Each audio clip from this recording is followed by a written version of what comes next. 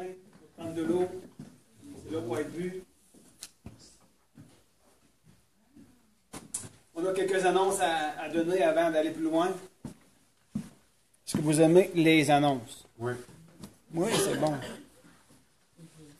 Je sais que lorsque vous regardez un film qui est intéressant, il y a des annonces publicitaires, on peut les passer. C'est ce qu'on va faire aujourd'hui, on va les passer, les annonces. Amen. On a des sujets de prière. On a la fondation Rehoboth, fondation dont Pétan est la présidente. Son mari est aussi administrateur de cette fondation. On a laissé le petit fascicule en arrière que vous pourriez consulter. On va vous revenir dans les semaines à venir comment s'y engager. Et c'est toujours une question de volontaire. C'est volontaire. D'ailleurs, suivre Christ, c'est volontaire. Mais ça passe aussi par un engagement. On a aussi Christine Méthode, notre sœur Christine Méthode, qui part pour Haïti le 4 mars. Et on a une mission au Brésil avec Diego et Héloïse, qui est la nièce à Aline et à Jean-Marc. Vous allez voir, derrière, il y a la feuille de nouvelles que vous pourriez consulter. Il y a Jean-René, un de nos membres ici, qui va pour une aide humanitaire à Cuba. Alors, priez pour eux. Priez pour les différents sujets d'œuvres missionnaires et humanitaires qui se fait à travers l'œuvre de nos frères et sœurs. Amen. Aussi, je vous passe une annonce. J'aimerais ça avoir des drapeaux.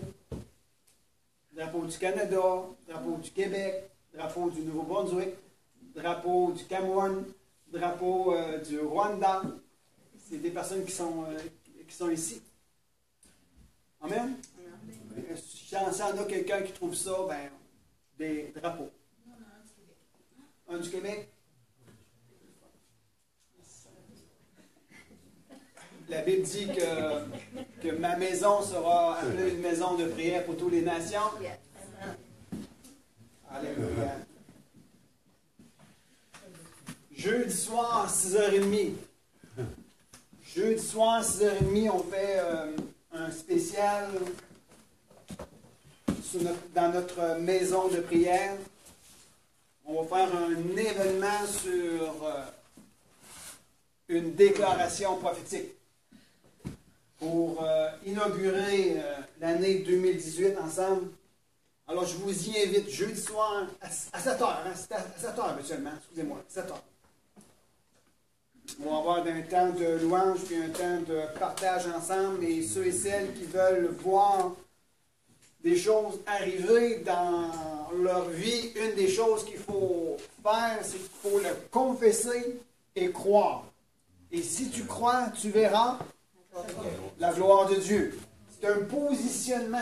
Si nous voulons voir les choses de Dieu s'accomplir dans notre vie, si nous voulons voir une des promesses que Dieu nous a données, nous devons la confesser et y croire. C'est un positionnement. Confesser et croire afin de voir l'accomplissement. C'est bon? Est-ce que vous êtes ici avec moi ce matin? Dimanche prochain, on va commencer une fois par mois, je crois, si je m'abuse, des réunions sur la guérison. Et on va prier pour la guérison. Que ce soit physique, que ce soit au niveau des émotions ou au niveau spirituel. Il y a deux choses que Jésus-Christ a accomplies sur cette croix. C'est le salut et la guérison qui sont donnés gratuitement. Et de notre côté, notre responsabilité, en face de la croix de Jésus-Christ et de l'œuvre de la rédemption, notre responsabilité, c'est de s'y approcher par la foi et de recevoir. Amen. C'est important. Il faut apprendre à recevoir. Beaucoup de personnes, ainsi que moi-même, je m'inclus, on a de la difficulté. On a de la difficulté à recevoir. Mais nous devons apprendre à recevoir. Et ne pas oublier, ce soir à 6h30, j'ai mis à l'arrière sur le bureau à Colette des feuilles d'implication. Lisez les implications et les projets de cette assemblée ici pour l'année 2018. D'ailleurs, ceux et celles qui ont reçu un fascicule, nous l'avons mis à la page 38, tous les projets de l'année 2018. Et le succès d'une église, le succès d'une entreprise, le succès d'une famille va passer par l'implication. Est-ce que c'est vrai? Alors, n'hésitez pas. Combien de personnes, entre autres, ont commencé à ouvrir leur fascicule pour le lire? Au moins, le commencer à lire, c'est le fun, c'est encourageant. Et commencez à demander au Seigneur dans quoi vous pourriez être impliqué. Chaque personne a un appel sur leur vie. Vous avez un appel sur votre vie. Vous êtes des personnes qui ont été créées à l'image de Dieu. Et vous êtes des êtres merveilleux, une créature merveilleuse, avec un plein potentiel, qui cherche simplement à être exprimé et à être développé. Bien souvent, nous ne savons pas où Dieu nous veut, mais c'est notre responsabilité de le découvrir. Est-ce que c'est vrai? Nous ne savons pas parfois là où Dieu nous veut, mais c'est notre responsabilité de le découvrir. Et la meilleure façon de découvrir, c'est de s'impliquer et toucher un petit peu à tout. J'ai découvert que mon mets préféré dans la cuisine canadienne, c'est le pâté chinois. Savez-vous pourquoi? Parce que j'ai essayé plein de choses. J'ai essayé le porc, j'ai essayé le poulet, j'ai essayé les hamburgers. Et à un moment donné, quelqu'un m'a fait du pâté chinois. Wow! C'est ça que je préfère. Alors, c'est le même principe, lorsqu'on s'implique dans une église, sur différentes tâches, on découvre nos habilités et nos potentiels. Amen? Et c'est alors qu'on peut les mettre au service du corps de Christ. Alors c'est ça. N'oubliez pas d'aller inscrire sur les feuilles en arrière. Et si toutefois, je tiens à souligner ceci, si toutefois vous mettez votre nom, exemple, dans l'aide communautaire, je peux juste faire un exemple, c'est dans l'aide communautaire. Et on va regarder les noms qui sont là, on prend un temps ensemble, on va parler, on va discuter, on va prier ensemble. Et selon le profil ou votre personnalité, on va dire, ah, mais il semble que je te verrais peut-être pas nécessairement là, mais je te verrais peut-être dans un autre département. Parce qu'il faut qu'il y ait de l'habilité, il faut qu'il y ait le cœur, il faut que le caractère aussi suive notre engagement. Est-ce que c'est vrai? Alors, on prend le temps aussi de partager ce qui est dans vos cœurs et de partager là où vous voulez vous impliquer. Et on se donne 6 mois pour se positionner afin de mettre des choses en place et efficaces au niveau de l'Église. C'est bien? Je termine avec une dernière annonce. Il y en a des annonces. Beaucoup d'annonces. Il y a plus qu'à TVA. C'est bon. J'aimerais vous faire une proposition pour aider au financement de la fondation de Theta. Est-ce que vous aimeriez que je fasse des plats comme des sauces à spaghetti, des soupes, et que je vous les vends pour que vous puissiez partir avec un repas de spaghetti, exemple. Un repas cher. Et puis tous les bénéfices, tout l'argent irait pour les fondations. Alors, ceux et celles qui sont intéressés, exemple, oh, ben moi, j'aimerais savoir des tartes au sucre. La tarte au sucre que Serena a fait, pour moi, je l'aime bien. Alors, ceux qui sont intéressés, prenez une petite feuille, dites, moi, j'aimerais ça avoir sauce à spaghetti pour 8 personnes, des soupes. Puis, moi, ça va me faire un plaisir, à un moment donné, d'arriver un dimanche, puis, hop, on part avec une série de sauces. Série de repos. Et si quelqu'un aussi a à cœur de faire, comme exemple, je vais juste donner un exemple. Si Paula a dit que moi je vais faire 48 petites buns, je vais les vendre à coût de 6, ceux qui sont intéressés, juste pour mettre en marche une levée de fonds. Amen? Je peux juste donner des exemples comme ça. Qui cherche comment ça se fait. C'est bon? Amen. OK, je vais aller dans l'enseignement ce matin.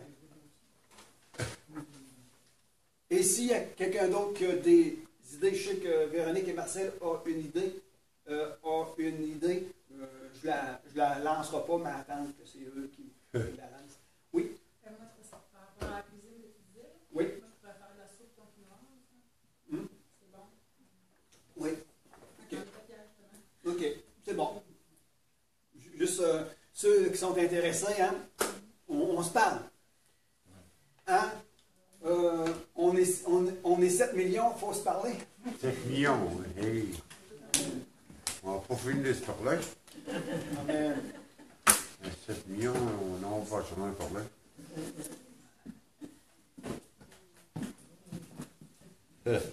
Alléluia. Notre cœur, notre esprit est une habitation. Notre cœur, notre esprit, c'est une habitation. C'est l'endroit où ce que Dieu a créé pour venir nous visiter, nous rencontrer, venir nous habiter. Le cœur, c'est une habitation. J'aimerais attirer votre attention sur quel est l'état de ton cœur aujourd'hui. Quel est l'état de ton cœur, de tes émotions aujourd'hui. On a parlé mardi soir, je crois, ou jeudi, je m'abuse, je ne sais plus, que nous avons été créés à l'image de Dieu, esprit, âme et corps, et que notre homme nouveau a été né et a un lieu d'habitation qui est le mont de Sion. Et notre esprit, le Saint-Esprit, vient habiter. Et ça dit dans un endroit que l'Esprit de Dieu et notre esprit ne font qu'un seul esprit. C'est quelque chose quand on réalise ça. Jésus, une des prières les plus puissantes et les plus efficaces, et qui a encore des répercussions, c'est la prière sacerdotale dans Jean 17. Il dit, Père, je prie qu'ils soient un, comme nous sommes un. Non seulement pour ceux que tu m'as donnés, mais pour tous ceux qui vont recevoir le message. Je prie qu'ils soient un, comme nous sommes un. Et nous devenons un avec Dieu le Père et Dieu le Fils par le Saint-Esprit qui nous a donné. Le Saint-Esprit vient habiter dans nos cœurs. Et c'est un miracle extraordinaire. Un si grand Dieu dont tout l'univers ne peut contenir,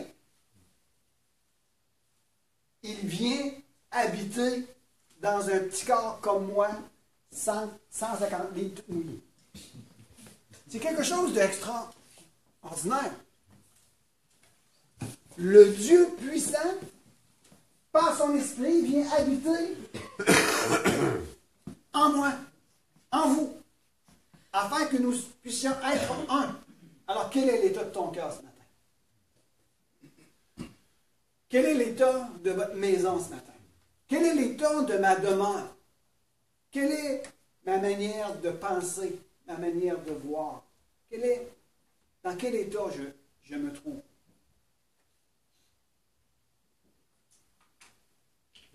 je veux vous parler sur l'œuvre de la croix et notre repentance. Dans Matthieu 4, verset 17, ici c'est plus un dialogue que j'ai avec vous ce matin. Un dialogue franc, un dialogue qui vient de mon cœur. Un dialogue qui prend racine de mon amour que j'ai pour Dieu. Je veux juste mettre la table à quelque chose de fort important, qui est notre responsabilité en face de la croix de Christ. Notre responsabilité en face de la croix de Jésus-Christ et de l'œuvre de la rédemption. Nous avons une responsabilité. Et dans Matthieu 4, verset, je lis dessus au verset 17.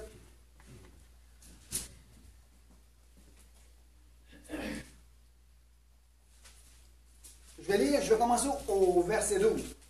Lorsqu'il eut appris que Jean avait été livré, on parle de Jean-Baptiste, on parle de Jésus. Lorsque Jésus a appris que Jean-Baptiste a été livré, Jésus se retira dans la Galilée. Et quoi? Il s'est retiré dans la Galilée.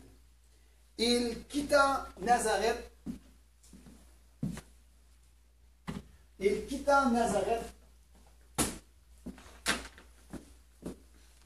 Et vint demeurer à Capernaum, situé près de la mer, aux confins de Zébulon et de Nephtali, afin que s'accomplisse la parole du prophète Ésaïe. Terre de Zébulon et terre de Nephtali, contrée voisine de la mer, au-delà du Jourdain, Galilée des païens.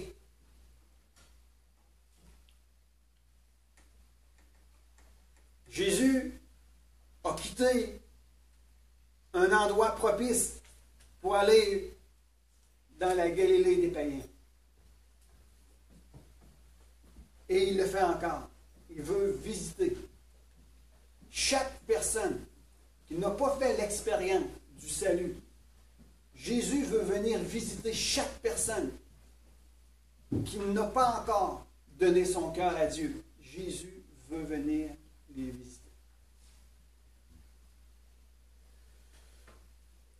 Au verset 16, le peuple assis dans les ténèbres a vu une grande lumière.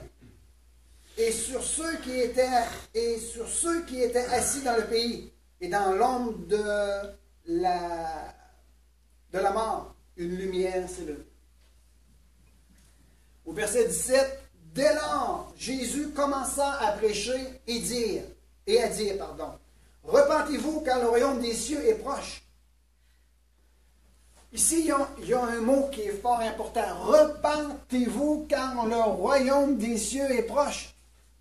Et je sais, je vais me répéter parce que j'ai déjà prononcé ces mots qui vont être dit, je les ai déjà prononcés. Lorsqu'on parle de repentance, dans les églises, parfois, ils ont de la difficulté avec le mot repentance tout simplement parce que c'est mal expliqué ou bien qu'ils ne comprennent pas la vraie signification du mot repentance. Le mot utilisé ici, c'est métanoïa. Métanoïa qui fait allusion à le changement de pensée et de manière de se conduire. Rappelez-vous dans quel contexte que Jean-Baptiste, le premier qui a relâché cette parole. C'est Jean-Baptiste qui a relâché cette parole. Repentez-vous, car le royaume de Dieu est proche. Et Jésus a repris le même discours de Jean-Baptiste et il a commencé à dire, repentez-vous, car le royaume des cieux est proche. Et par la suite, Pierre a relancé encore dans Acte 3. Repentez-vous et convertissez-vous, afin que des temps de rafraîchissement viennent de la part de notre Seigneur. Et le mot repentir, ou le mot repentez-vous, il dit, changez votre manière de voir les choses. Arrêtez-vous un instant et considérez les choses. Changez votre conduite, changez votre manière. Il y a quelque chose de nouveau qui s'installe. Maintenant, convertissez-vous, changez, adaptez-vous. Je vous explique. Pendant 4000 ans, Dieu avait parlé à travers la bouche des prophètes, à travers la bouche des psaumes et à travers la loi. Dieu avait parlé. Nous trouvons cela d'ailleurs dans Hébreux 1.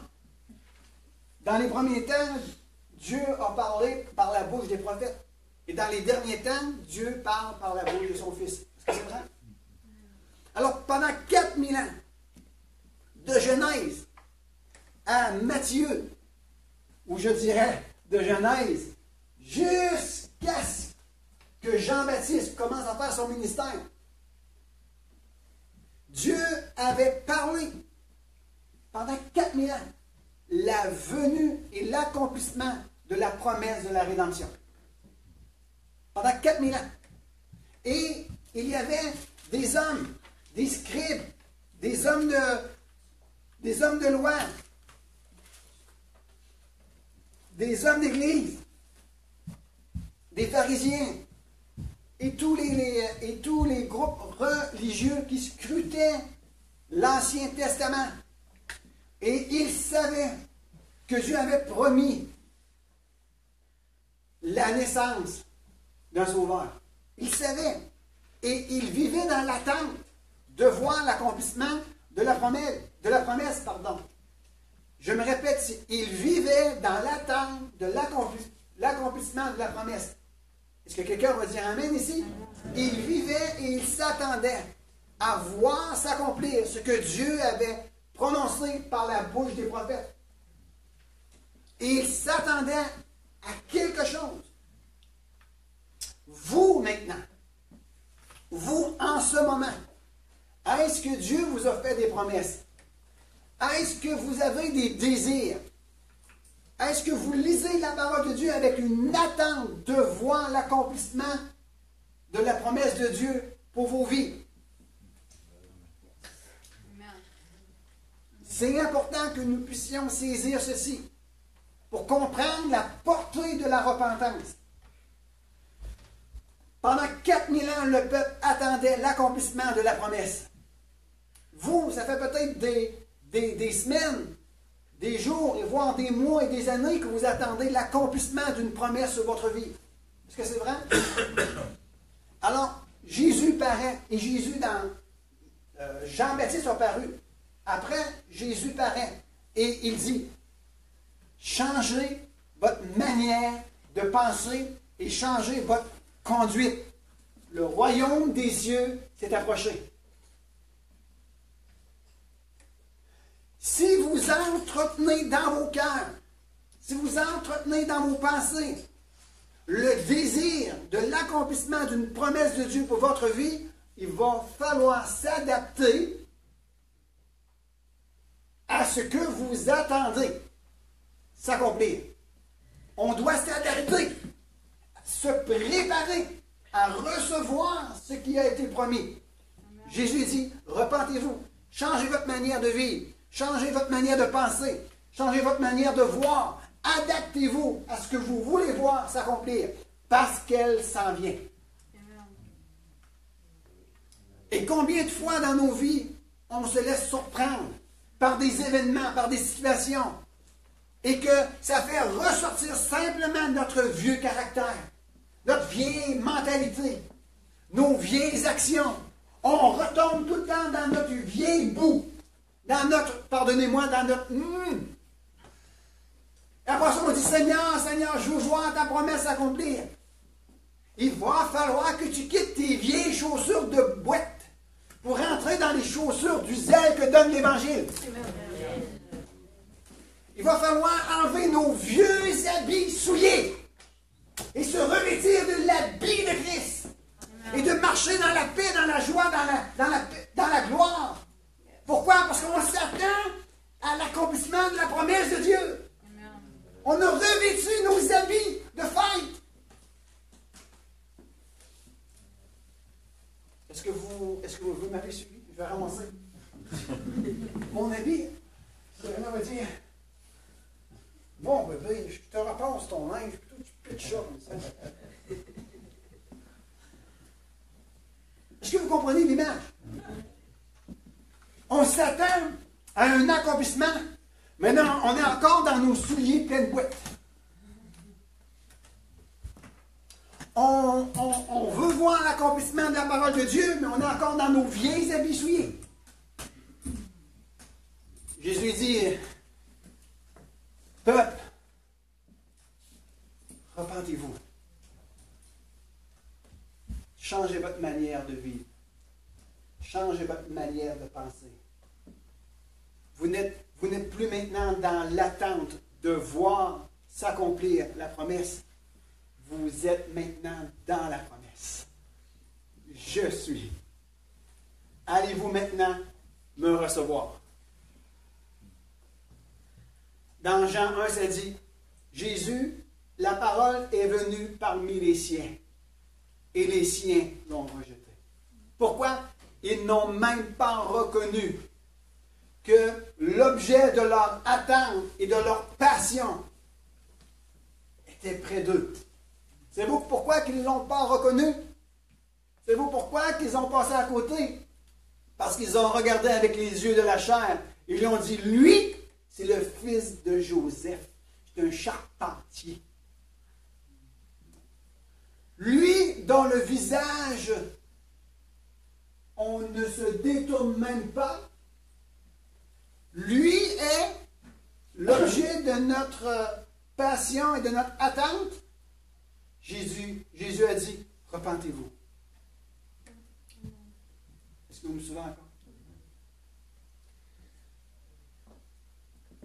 La repentance, lorsque quelqu'un est prêt à changer sa manière de penser, lorsque quelqu'un est prêt à ajuster son cœur et ses pensées à la parole de Dieu, lorsque quelqu'un est prêt à dire, je vais mettre de côté pour recevoir la parole de Dieu, il se passe quelque chose d'extraordinaire. Jésus a dit, repentez-vous car le royaume des cieux est proche. La repentance, le changement de mentalité, notre changement de conduite pour s'ajuster à la manière de Dieu nous connecte. Ça nous quoi? Ça nous connecte au royaume. Le fait de s'adapter, changer notre manière de penser, nous connecte au royaume de Dieu. Nous allons prendre possession de tout ce qui nous revient en droit légal à cause que Jésus-Christ est mort à la croix. Ça va passer par la repentance et un changement de pensée, une manière de vivre. Amen. Et juste le fait de se repentir, ça crée de l'espace dans nos cœurs. Ça crée quoi? De l'espace dans nos cœurs pour être envahi par le ciel.